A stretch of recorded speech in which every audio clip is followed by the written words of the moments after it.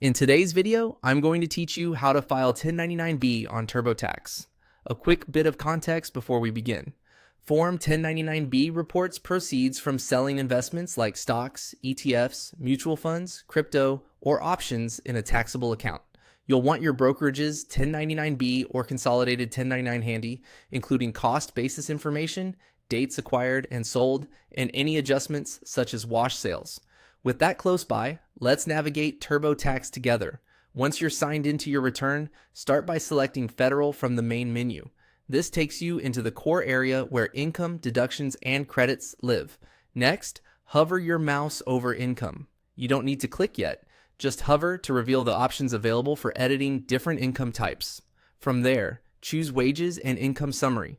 This summary page is your hub for all income entries.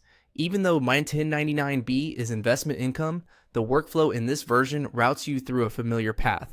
Look for the section titled Self-Employment Income and Expenses and select Revisit.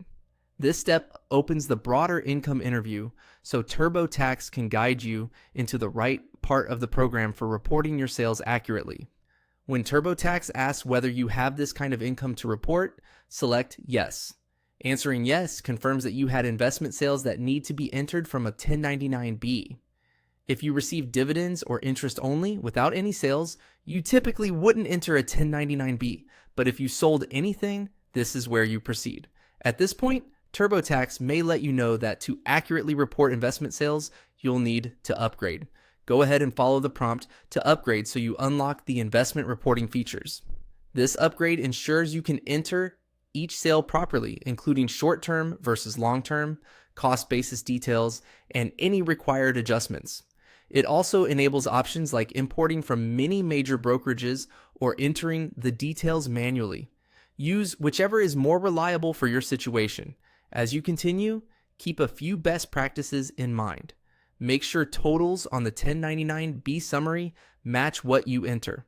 Distinguish covered versus non-covered shares, since cost basis reporting rules differ. Double-check dates to ensure sales are categorized correctly as short-term or long-term. If your form shows wash sale adjustments, enter them exactly as listed. Finally, review your entries against the consolidated statement for accuracy and save a copy for your records. That's it. By following these steps, Federal, hover over Income, Wages, and Income Summary, revisit Yes, and the required upgrade, you'll be set up to report your 1099-B in TurboTax with confidence.